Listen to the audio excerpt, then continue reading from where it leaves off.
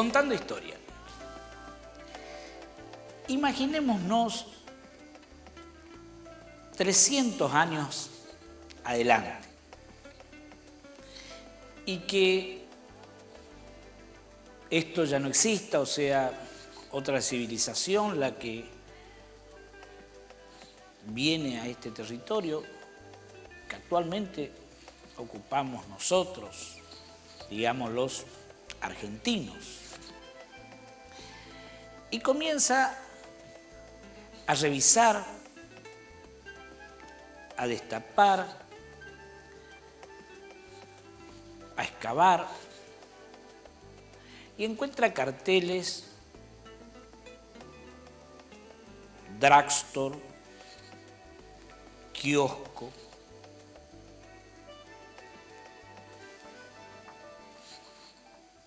shopping.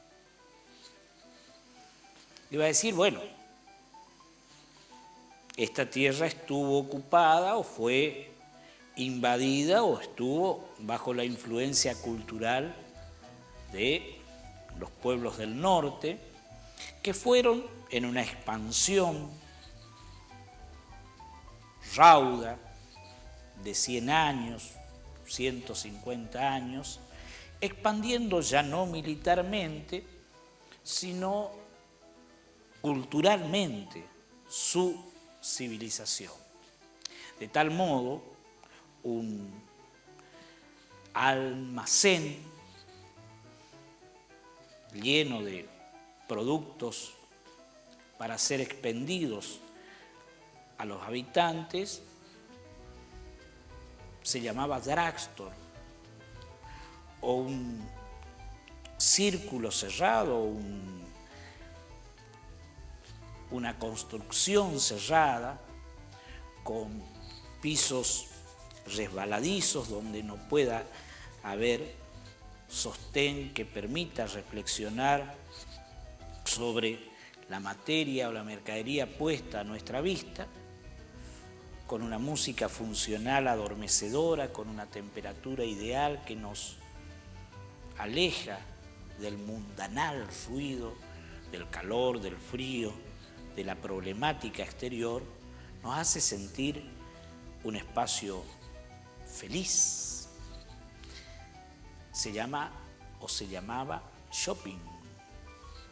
Bueno, don Vicente Fidel López, en su historia monumental de la nación argentina, decía que justamente los nombres hablaban de la gran influencia y de la gran invasión y el dominio que tuvieron sobre estas tierras dos grandes naciones aborígenes antes de la llegada de los españoles.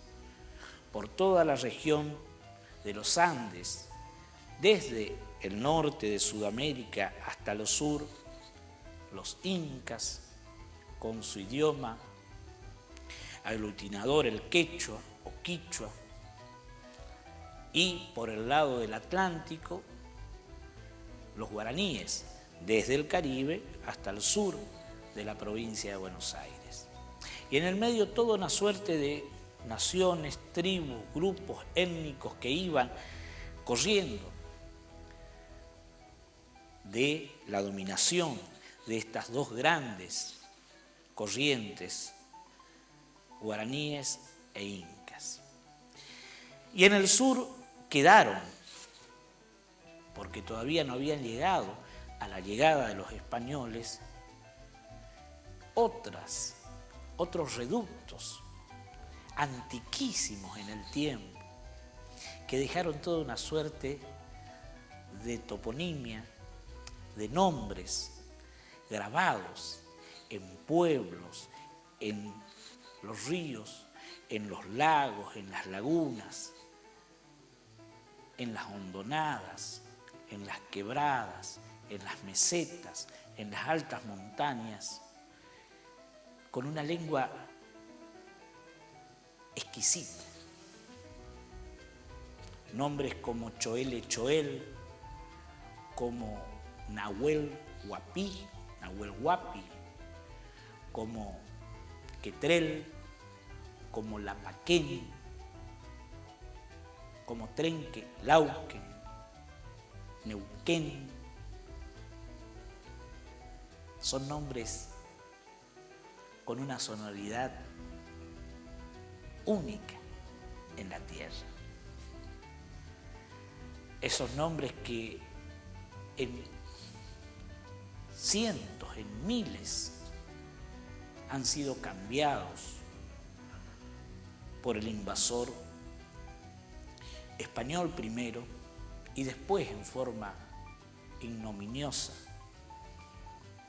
a partir de la llamada conquista del desierto del ministro de Guerra Julio Argentino Roca.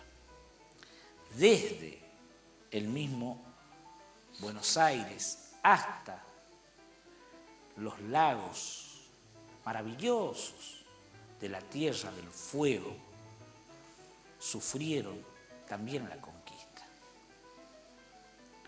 Hay toda una suerte de restauración pedida, solicitada y que viene gradualmente realizándose para volver a esa toponimia de nombres propios. El volcán Lanín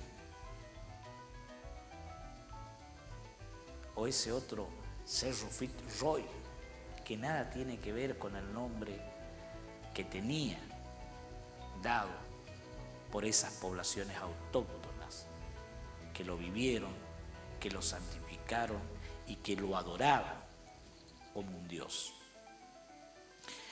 Hablábamos vez pasada de ese gran lonco venido de la parte occidental de los Andes, del sur de lo que hoy es Chile, nacido aproximadamente en la misma época que José Francisco de San Martín. Dicen que su padre fue uno de los caciques que lo ayudaron en los pasos de los Andes, Juan Manuel Calfucurá o Piedra Azul, tal la traducción de ese nombre. Padre de Manuel Namuncurá, que fue a su vez padre del llamado beato o impuesto como beato Seferino Namuncurá, que había sido enviado al Vaticano y que falleció a corta edad. Calfucurá, como decíamos, conformó una gran coalición. Había venido en ayuda de los indios borogoas en la década del 30 del siglo XIX, y después que los borogoas transaron con Juan Manuel de Rosas, este tomó venganza, mató a sus principales caciques y caciquejos y se hizo nombrar el jefe general de todas las tribus, naciones y hordas que poblaban la llamada Pampa, que iba desde el centro de la provincia de Buenos Aires, centro-sur de Córdoba, San Luis, San Juan, Mendoza, hasta el sur, que tenían como contrafuerte en los Andes a los manzaneros, tal el nombre que recibían los aborígenes que poblaban el llamado País de las Manzanas, en lo que viene a ser actualmente el Alto Valle del Río Negro. El cacique Sayhueque fue quien lideró en los últimos tiempos del siglo XIX a estos, los indios llamados manzaneros. Pero Calfucurá dominó todo la suerte de lo que se llamaban las rastrilladas o caminos de los indios, que combinaban, coordinaban y habilitaban las rutas entre el Atlántico y el Pacífico, que proveían a las poblaciones blancas del vital elemento salino que provenía precisamente de las salinas grandes y que A su vez, se alimentaban de las componentes y negociaciones que hacían con las poblaciones fronterizas blancas y con los gobiernos de turno. Así, con Juan Manuel de Rosas pactó Calfucurá durante 30 años, con Estanislao López en Santa Fe, con Bustos en Córdoba, con Aldao en Mendoza. Calfucurá, durante prácticamente 40 años, fue el señor de las Pampas, llamado por la prensa mundial el Atila de las Pampas, el Napoleón de las Pampas. Tuvo una vida longeva, fallece en la década del 70 en una isla. Su hijo, que heredó su imperio, Namuncurá, no pudo sostener por el embate final que sufrieron estas naciones durante el gobierno de Avellaneda, de Sarmiento, de Mitre y finalmente de Roca. Recordemos que durante el gobierno de Avellaneda, su primer ministro de guerra, Adolfo Alsina, promovió la llamada línea que conformaba poblados, fortines, resguardados por la titulada Zanja de Alsina y comunicadas por el telégrafo que consiguieron para la llamada civilización blanca, 56.000 leguas para la explotación ganadera y agrícola. Pero, tras la muerte repentina de Adolfo Alsina, su sucesor, el joven tucumano Julio Argentino Roca, consiguió cambiar el estilo de guerra llevada contra los aborígenes por una invasión en forma de rollizos, como él le llamaba, que promoviera la incursión hasta el Río Negro de 5 columnas de 4.600, 6.000 hombres, que ocuparan toda la amplitud del territorio y que fueran, reitero, en 5 columnas hasta encontrarse finalmente a la altura de lo que hoy es San Carlos de Bariloche.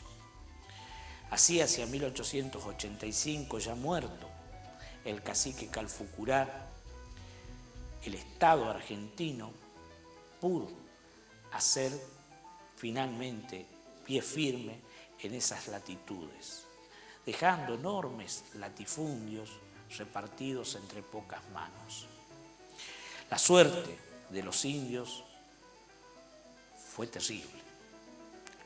Reitero, los lanceros muertos a mansalva se daba primero por las orejas y después por los testículos de los indios hasta 1 libra.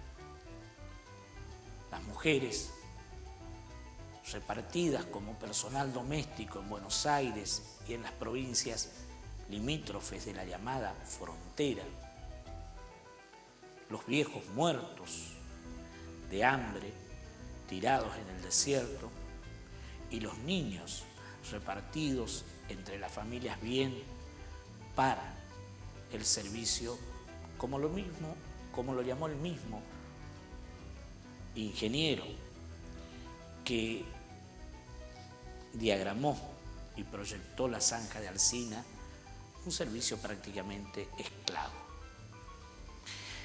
Vamos a ver en esa obra de Lobodón Gaya, y digo vamos a ver porque Lobodón invita a ver a través de sus páginas, con un poco de imaginación y las imágenes que nos acompañan, cómo era la vida en el reducto mismo del gran cacique Calfucurá. Veremos algunas significaciones de sus nombres, cuya hermosa sonoridad aún se repite en la llamada Pampa argentina. Mamuel Mapú, el país de los montes, montes espinosos, chatos, achaparrados y en parte impenetrables, entre los que abundaban los tigres y tapizaban aquí y allá lagunas dulces y salobres, así como algunos valles pastosos donde había ido a buscar refugio el indio araucano para desde allí dar batalla al cristiano intruso, que en número 100 veces mayor que sus escasas fuerzas venía a despojarlo de sus tierras, matar sus hombres y robarle sus mujeres y sus hijos. Mamuel Mapú, el país de los montes, de donde salían los malones que asolaban la ancha extensión de la pampa, arreando ganado sin cuento, provocando por doquier ruinas y luto, venganza terrible de terribles agravios, para desaparecer luego en el fondo ignoto de aquellas pavorosas soledades.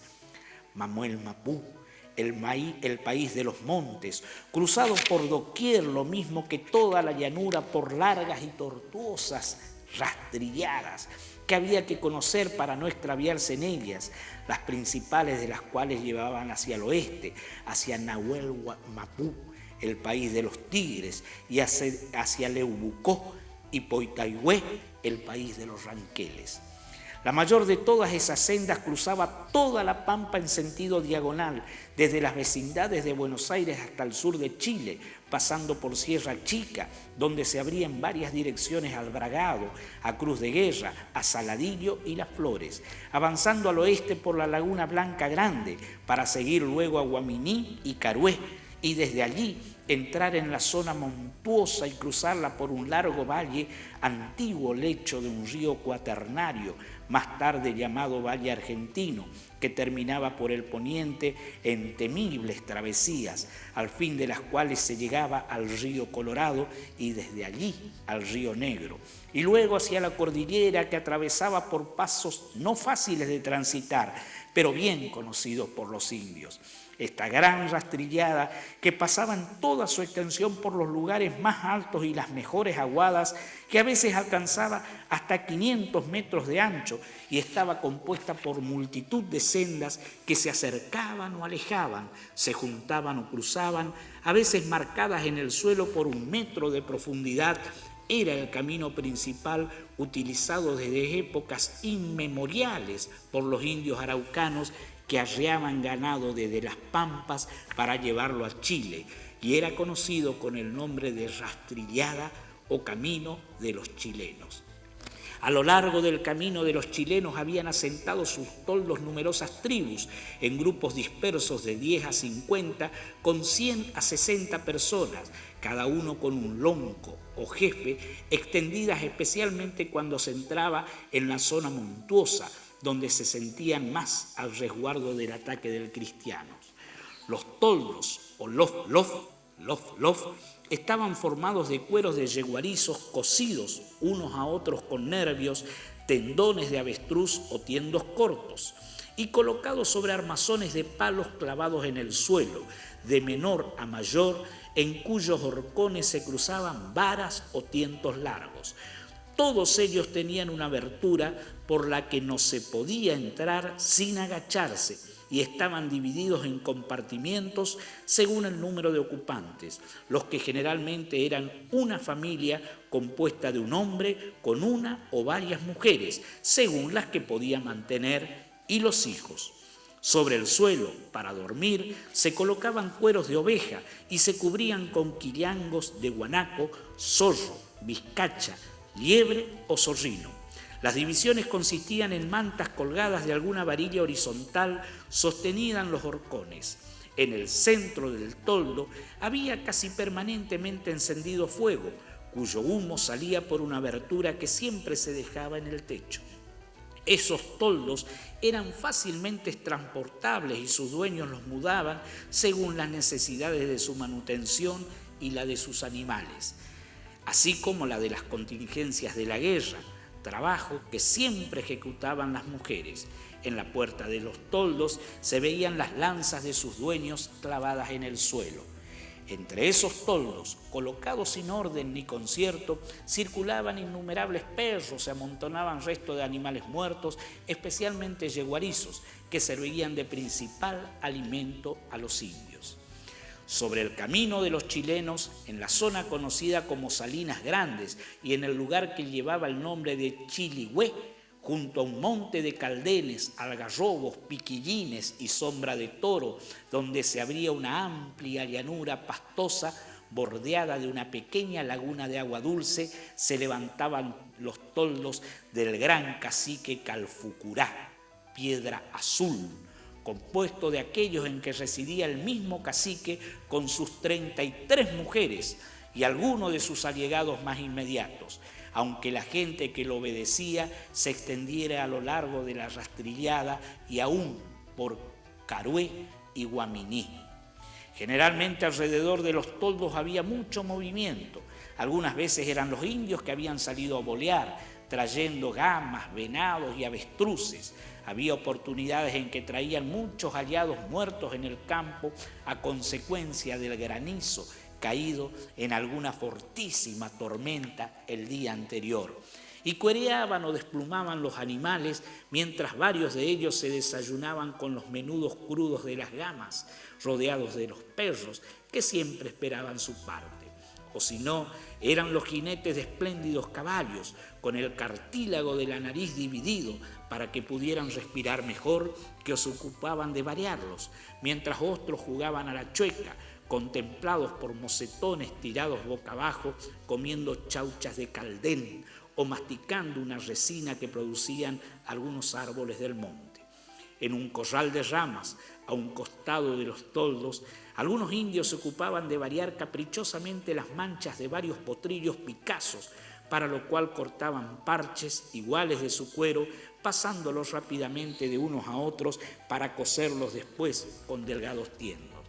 Más lejos aún, otros se entretenían en ensayar tiros de boleadoras sobre lanzas clavadas en el suelo a distancias de 50 y hasta 80 metros. Tiros de boleadoras sobre lanzas clavadas en el suelo a distancias entre 50 y 80 metros. O de preparar lanzas con cañas coligües, secándolas lentamente al humo. Mientras tanto, en la puerta de su toldo, el machí o erapil contaba. Era antes que se hubiera levantado el sol, pero ya estaba cantando el u'un alué, el insecto que se llama muerto del alba, su canción matutina. Cantaba su layem, el ul del alma de un difunto que anuncia la proximidad del amanecer. Esta descripción maravillosa la hace Lobodón Garra. Y aquí vienen los nombres de que les hablaba. Las palabras sonoras, hermosas del mapuche. Atreucó, agua helada. Catremamuel, árbol cortado. Tlasquelqué, cueros unidos. Fetalolauquén, laguna del médano grande. Carreló, médano verde. Huaylilcó, médano del carnero. Huiquilauquén, laguna del sauce. Chililigüé, el cencerro. Pichilauquén, laguna chica. Trarulauquén, laguna del carancho. Y Tripagüé, lugar de la salida. Neuquén, el país de las manzanas. Esa toponimia, reitero, formada por esa maravillosa nación mapuche, unida después con los arranqueles y los araucanos venidos de Chile. Dice, según los diarios de Buenos Aires, leo que a Calfucurá lo llamaban Atila de la Pampa, rey de los araucanos, soberano de Salinas Grandes, Napoleón de los indios, Aníbal del desierto, Anticristo, etc. Quería dejar de este modo sentado en nuestra contando historia, ese maravilloso mundo ya ido, que queda en los rastros, en las rastrilladas de esas maravillosas naciones que conformaban nuestro actual territorio argentino, en Contando Historia.